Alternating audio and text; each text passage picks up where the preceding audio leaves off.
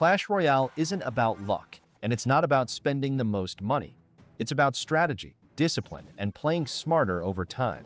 And today, I want to give you a full blueprint, not just quick tips, but a real game plan, so that whether you're free to play or just trying to push higher, you'll know exactly how to grow without feeling stuck. First, let's talk about progression.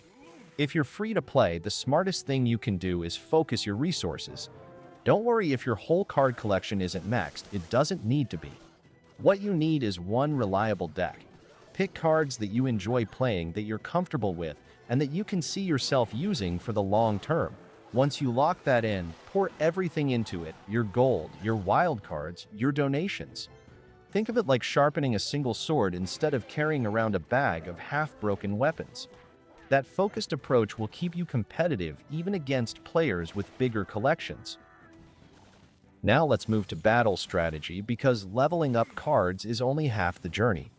A huge part of winning is learning to trade elixir efficiently. And here's the key: don't always rush to defend with your strongest card. Sometimes a 1 elixir skeletons or a simple cycle card can do the job better than a heavy counter.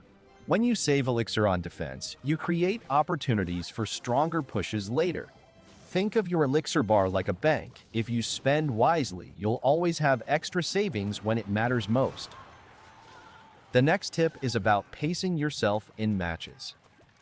A lot of players rush into action the moment the timer starts, but patience often wins games.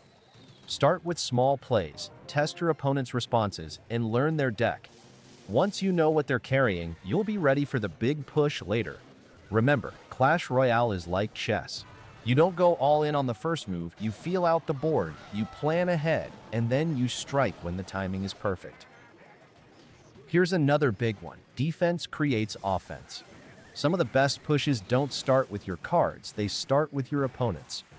If you defend well, spending less elixir, keeping your key cards alive, that surviving unit can lead the counterattack. Instead of dropping a fresh push, you're recycling your defense into offense, and that's one of the most efficient ways to take towers.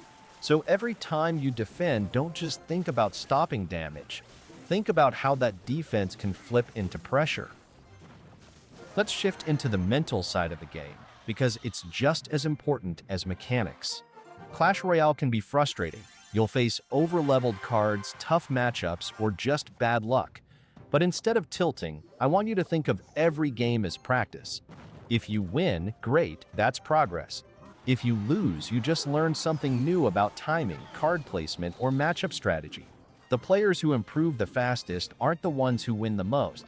They're the ones who learn the most from their losses. So next time you lose, don't call it wasted time. Call it free coaching from the game itself. Now let's talk about long-term growth, because that's where most players get discouraged. Progress in Clash Royale is slow by design. The game rewards consistency, not instant results. But here's the good news: small, steady improvements add up fast. If you focus on one deck, manage your resources carefully, and analyze just one mistake per game, you'll notice real improvement in weeks, not years. The key is staying consistent. Don't burn yourself out playing 30 games in one sitting. Play a few thoughtful matches, learn from them, and come back fresh tomorrow. And here's a tip that most people overlook: watching your replays is free coaching. It's easy to close the app after a loss, but if you spend just 1 minute watching what happened, you'll catch small mistakes you didn't see in real time. Did you overspend on defense? Did you attack when you were low on elixir? Did you waste a spell when you could have held it? These tiny adjustments are what separate average players from strong climbers. Before we wrap up, let me leave you with a motivational perspective. Clash Royale isn't just about trophies. It's about building skills that last. Patience, timing, resource management, and focus. These are habits that help you not only in the game, but in everything else you do. Every time you stay calm under pressure, every time you think ahead instead of reacting blindly, you're sharpening your discipline.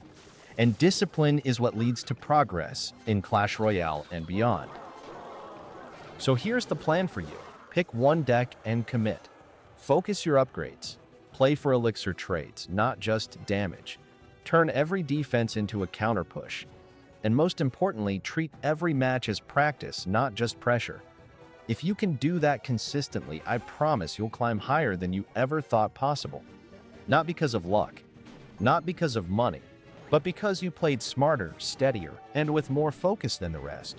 That's the real secret to mastering Clash Royale.